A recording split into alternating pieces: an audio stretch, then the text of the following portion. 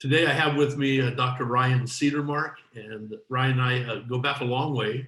He was a student when I was the president at Life University, but way more than that. If any of you have read his bio, you know I'm going to do a poor job introducing this because it would take up our entire time just for me to go through his credentials. But he graduated, got his diplomate in neurology, and what's even more amazing, he got his nursing degree.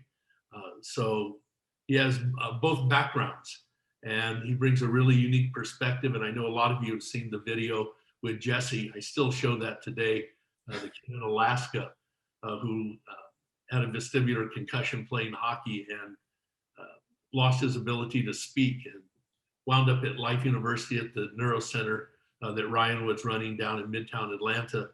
And within 8 days had his speech back, and a month later, you couldn't tell he ever had a problem. So it's become famous, and it's one of the great stories in chiropractic. So Ryan, thanks for being with us today.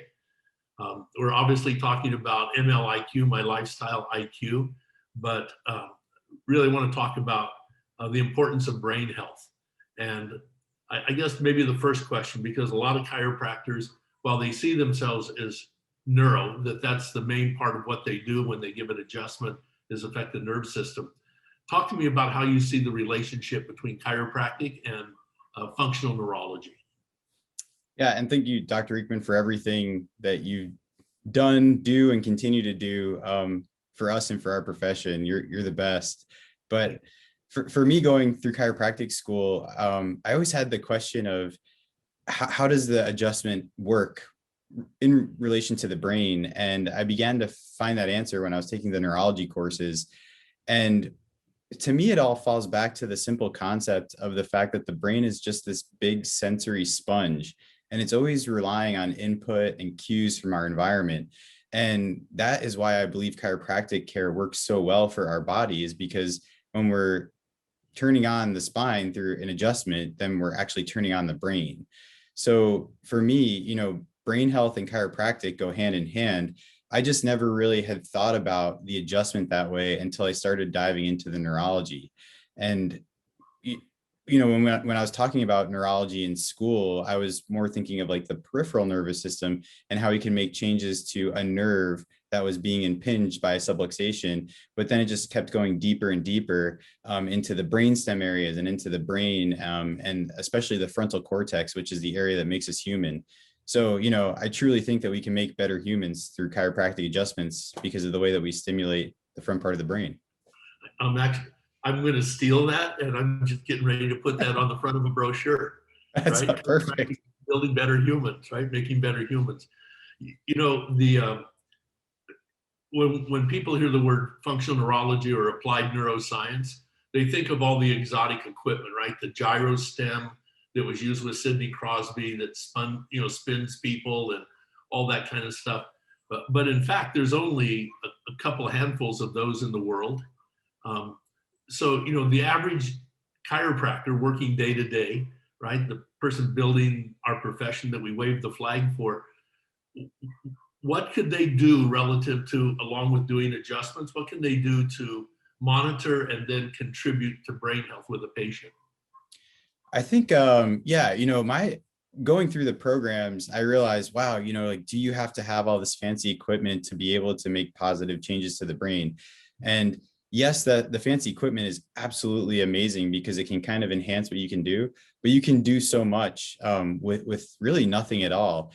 And I think the best place to start, because I never really focused on this when I was doing my chiropractic assessments, is to ask a little bit more about the brain and to have just a little bit more knowledge of what areas of the brain do certain things. So, it doesn't have to be super duper detailed, but just understanding some of the functions of the front part of the brain, understanding some of the functions of the parietal lobe, which is the big sensory area of the brain, and seeing in your patients if those areas of the brain are failing and what that brain may need, like how the brain is actually speaking to you. And that's something you can incorporate in your intake paperwork, just to get a better idea of what their brain health is coming in and how you can make changes to it when they're under your care. So give me an example. I mean, the first thing, the obvious one that comes into play is balance, right? So, it's easy to measure balance and, see what the people are doing, but Give me some examples of like frontal lobe, parietal lobe, some questions you might ask. Sure. Yeah. So, well, for the front part of the brain, I think, that's always a good one to have a spouse nearby just to see if the person's lying, because sometimes people aren't aware of what's really going on with their brain. But asking questions about changes in personality, changes in social behavior, changes in their motivation, are they waking up in the morning excited about going to work, or are they kind of just stuck in this habitual routine and they're not excited about life? And then obviously that's more of the prefrontal cortex, but then also asking about motor function. Have you noticed that, you're not as strong and you're not moving as well as you used to? Things of that nature for the frontal lobe. And then the parietal lobe, more so you could ask questions like, hey, do you find yourself to be a little bit more clumsy than the average bear? Are you walking into walls? Are you tripping over things? Because that could be a little bit of the balance centers, but it could also be a difficulty understanding where your body is in space, which is more of the parietal lobe. And that's something that can get better very quickly under chiropractic care.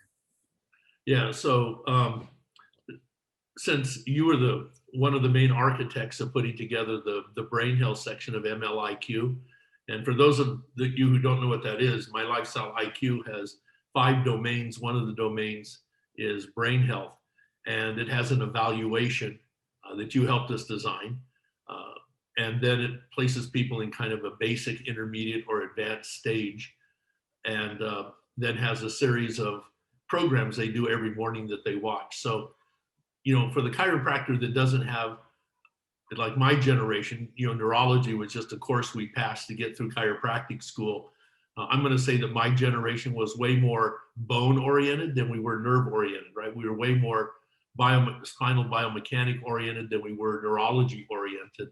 And that's been a great shift that you and I have like supported, in the last 10, 15 years in chiropractic. But for the chiropractor like myself that, was just getting through a neurology course and not really seeing the relationship between adjusting the spine and parietal brain health, what kind of things could they do to just support patients with, even if they ask those questions, what kind of things could they do to support them in helping them to advance that?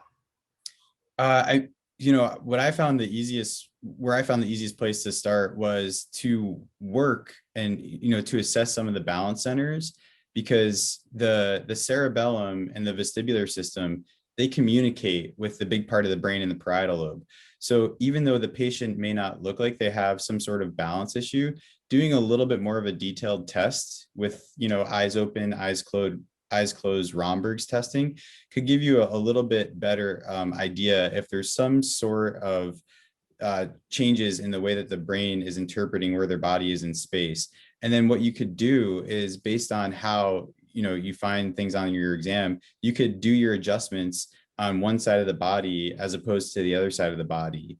In functional neurology, the big major concept is understanding that the left side of the body talks to the right side of the brain, and the right side of the body talks to the left side of the brain. So if you start to see some deficiencies in one side of the brain, you could go to the opposite side of the body to perform certain chiropractic adjustments if you find that those are necessary. And that alone can make some big changes. Yeah. And, that's what you just talked about is the main reason why we designed the brain health section for MLiQ is for people like me that could, we put us on the spine, we're incredible. But then to have the patient go through these tests that you helped design that measure these areas of the brain, and then gives the patient, chiropractor doesn't have to know all of that stuff. It gives the patient the exercises they're supposed to do, and the chiropractor can just monitor how they're coming along. So yeah. What do you see, for a student getting out of school today, the average student, not the one that may do a 3-year post-grad and diplomate in neurology, what do you see the future holding for them in practice relative to the neuro stuff? I think, like a couple of us are really working on trying to not bring like a watered down version of a diplomate in neurology to the surface for chiropractors, but just trying to create more awareness of how you can implement your everyday chiropractic adjustments and modalities in the office to make positive changes to the brain. So, you know, there are organizations, like I'm part of an organization called IAFNR, where we're really just trying to create some extra studies, not necessarily a huge certificate program or a huge diplomate program where you can just learn a little bit about the brain to make some positive changes in the clinic. But I think too, you know, one thing I tell all the students is find what you're passionate about while you're going through school. And I think that can really help kind of guide your studies, because like for me, for instance, when you said, you know, getting through neuroanatomy, that was my biochem. I was just like, oh my God, let me just get through this so I can like keep studying neurology. But I knew that neurology was something I wanted to focus on. So, you know, there's a lot of resources out there for students, like the stuff that you're doing now up in Michigan. You know, when I graduated school, we didn't have a neuro clinic. We kind of just learned the stuff, and it was like, all right, well, figure out how to implement this into your daily chiropractic office. But now we have people like you setting up a clinic where someone could graduate and it's like, hey, here's all the equipment, go nuts, you know, like that's something that just blows my mind, because 10 years ago that didn't even exist. Yeah. So yeah, I don't know. I think the big thing for me is, as a student, find what you're really passionate about, and go nuts. Well, you know, Reggie Gold used to say, when you shake up a jar of nuts, the big nuts come to the top. Yeah. So anyway, I want to thank you for spending some time with me. You are one of the nuts, but people won't know this about you, but I'm going to tell them. When people came into the clinic, whether they were under your care or not, they always wanted to find you. You were warm, open, engaging people that I've ever met, and I really think that was part of the whole healing process for a lot of people. So thank you for who you are, for your parents, however they made you this way, and thank you for your commitment in neurology and for the work that you're doing. It's been a great friendship and even a better professional relationship with you, and I appreciate that. Thank you so much. Yeah, and thanks everyone, and just thank you so much, Dr. Reikeman. You're welcome, Ryan. Thanks.